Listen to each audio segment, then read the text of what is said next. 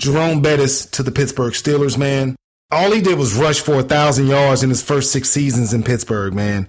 Helped the Steelers win Super Bowl 40, over 13,000 yards in his career, and Bettis was just inducted to the Pro Football Hall of Fame in 2015. Pretty big trade, man. One of the best trades that, Pittsburgh ever made, and he ended up being one of the best Steelers in the history of their storied franchise, and they got him for a 2nd-round pick and a 4th-round pick. So my number 4 on the blockbuster trade list is Jerome Bettis from the Rams to the Steelers. Number 3, the Boston Celtics pulling off what could be one of the greatest trades in the history of the NBA, but I have it at number 3 because, of course, I had a couple other NBA trades ahead of it. But back in 1980, the Celtics traded their coveted number 1 pick in the draft to the Golden State Warriors for the Chief, Robert Parrish, and then the number 3 overall pick, which they parlayed into Kevin McHale. Now, Parrish, McHale, and second-year player Larry Bird went on to form one of the most respected front lines in NBA history. I mean, all 3 were on the NBA's 50th anniversary team. All 3 are in the Hall of Fame. They won 3 championships for the Boston Celtics, and would have been more than that if it wasn't for the Showtime Lakers and the heroics of Magic Johnson, Pistons, amongst other teams. But just an outstanding trade by the front office, Red Auerbach, back in those days, making that trade happen. So for those heroics, the Boston Celtics, for their trade for the Chief, Robert Parrish, and Kevin McHale, you get my number 3 slot. Impressive, man. I'm going to go a little bit to the left, Pierre. My number 3 blockbuster trade of all time, I'm going to go to the National Hockey League. Wayne Gretzky, the great one, traded by the Edmonton Oilers just 2 hours after they won the Stanley Cup, man. Traded to the LA Kings. And Gretzky, all he did was put hockey on the map, man, in Tinseltown. They did lose to Montreal in the 92-93 Stanley Cup Finals, the LA Kings did, but Gretzky made hockey a thing in Los Angeles. Now hockey is huge in the state of California. You got the LA Kings, the Anaheim Ducks, San Jose Sharks, and that was all because of Gretzky, man. And now you got the LA Kings. They win championships. The Kings have won, 2 championships in the last 5 years, man. So Wayne Gretzky being traded from Edmonton, which is hockey central, to LA was huge, man. Really brought the sport of hockey into the limelight in North America, not just in Detroit. So Wayne Gretzky being traded for the Oilers to the LA Kings is my number 3 on the All Things Sport blockbuster trades of all time. And that was actually a heck of a trade, Daimeon. I'm glad you brought the great one into the forefront. I don't think people out there listening really understand what Wayne Gretzky brought to the table before he was traded. Not to mention everything that happened after. I mean, when playing for Edmonton, they won 4 Stanley Cups. He won 8 straight MVPs, and he won 7 straight Art Ross trophies, which goes to the player in the NHL that leads the league in points. So this is unprecedented, especially coming off of an NHL title, Stanley Cup trophy. Unbelievable. But, there are some winners and there are some losers in trades. And, it's hard to say who was the winner and loser there, but definitely blockbuster. We're going to take a break, come back to finish up the show. Daimeon and I will finish with our top 2 all things sport blockbuster trades of all time. This is the All Things Sport Podcast. Pierre Banks here, thanking you all for listening to the All Things Sport Podcast. Please subscribe for much more of the show. Also, join myself and Rudy Mondragon for In My Humble, The Split Decision, where we discuss all things boxing and what is just our humble opinion on the In My Humble YouTube channel. The All Things Sport Podcast. We go back like spinal cords and car seats. With Daimeon Banks and Pierre Banks on Spreaker Radio.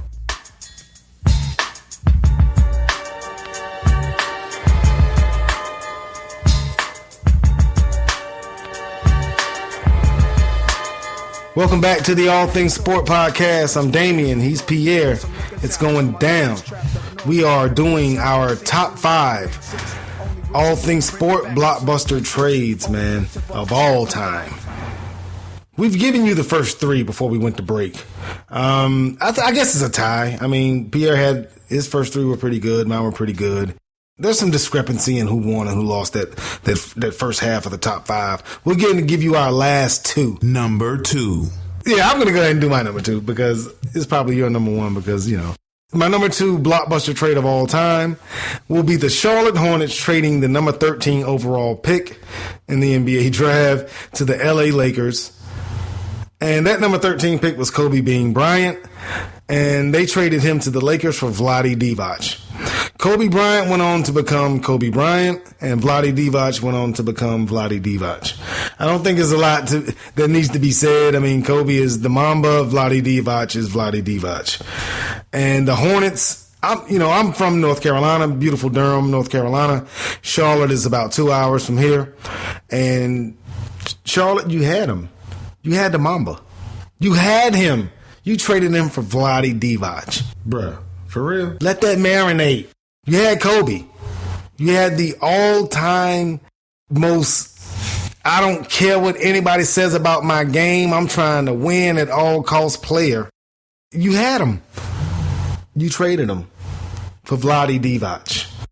My number 2 on the All Things Sport top 5 blockbuster trades of all time, the Charlotte Hornets being estupido and trading Kobe Bryant to the LA Lakers for Vlade Divac. Well, Daimeon, great minds do think alike because my number 2 is Kobe. Kobe to LA.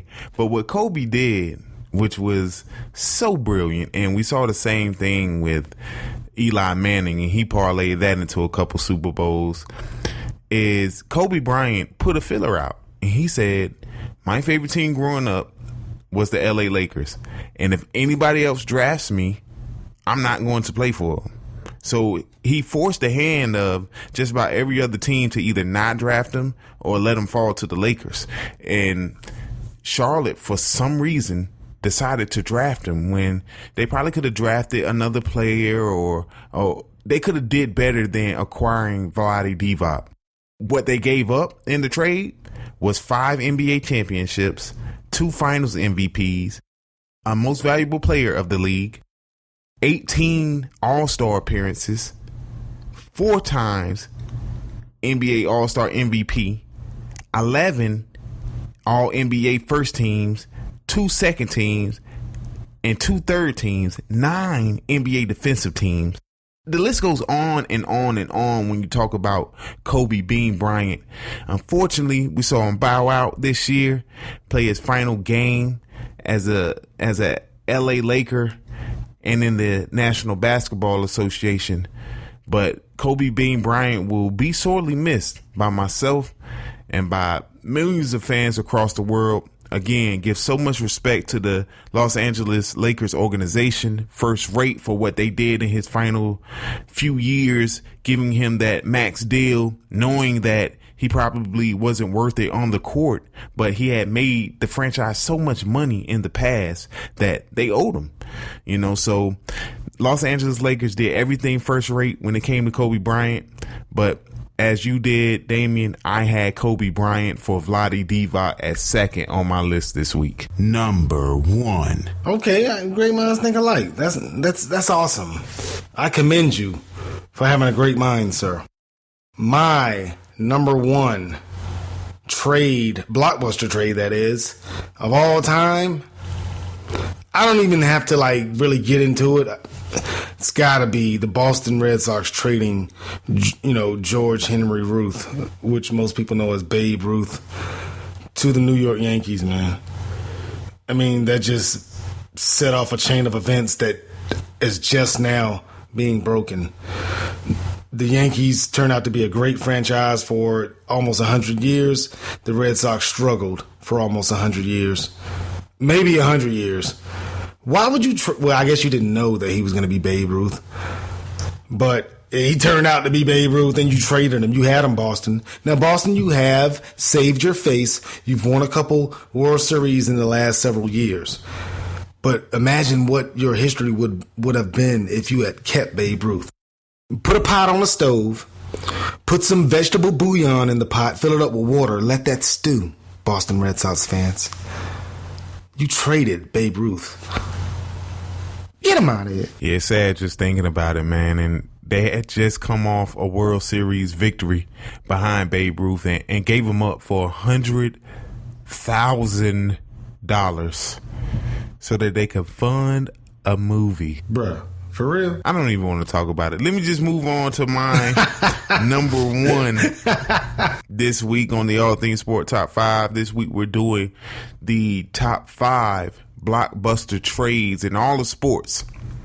I'm sticking with the LA Lakers and the trade of Kareem Abdul-Jabbar and Walt Wesley for Junior Bridgman, Dave Myers, Elmore Smith, and Brian Winters. Who are those guys? No one knows.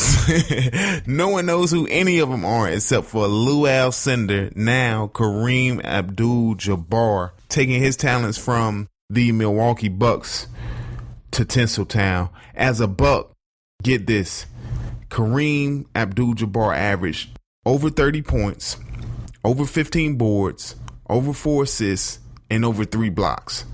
He was the 69 Rookie of the Year and brought the franchise its first NBA Finals crown, and he was the Finals MVP that year when he and Oscar Robertson just had so much magic there for the Milwaukee Bucks. And he was a 3-time MVP of the league. Now, once he was traded to LA, again, a trade that he requested to either New York, his hometown, or LA, which he loved because he went to college there. All LA got was 5 NBA Finals trophies. He won the MVP back in '85 and 3 more league MVP trophies. So Kareem Abdul-Jabbar went on to play for 21 years. Great ambassador for the league, great ambassador for African Americans in this country. Led the way in so many different categories. He's first all time on the NBA scoring list. He has a record 6, count them 6 NBA MVPs, and the accolades can just be named all day long. But bottom line, the Milwaukee Bucks, bonehead move ever letting that man get out of Milwaukee. But the NBA and fans alike, thank you. That was one of the best top 5s I have ever done in my entire podcasting life. Round of applause. Round of applause. We should have did a top 5 on why Kevin Durant going to Golden State was the best move that he could have ever made in his career. KD, I'm behind you 100%. We could do that. We're going to do that February 15th, 2000. Not going to happen. I'm behind KD, man. Listen, work smarter, not harder, man. You shouldn't have to work just breaking your back every day. People should get a chance to chill. This man only has a few years left to play basketball, and he wants to spend those years being happy and being comfortable. I mean, I'm not mad at him, man. I'm telling you, I'm trying to reiterate, I'm not mad at him. I just would not have made that jump to that particular team. And, you know, hopefully it works out for him. I mean, that remains to be seen. But I can no longer call him the Durantula.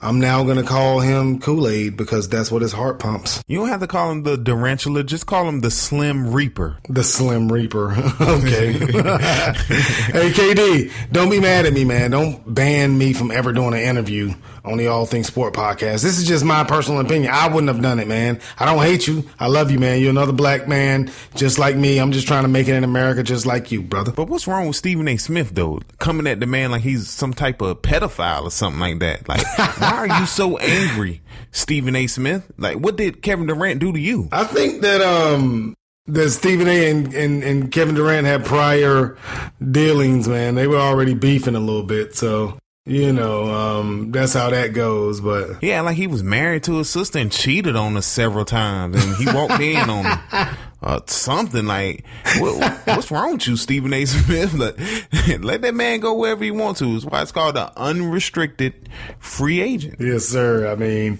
everybody has their own opinions.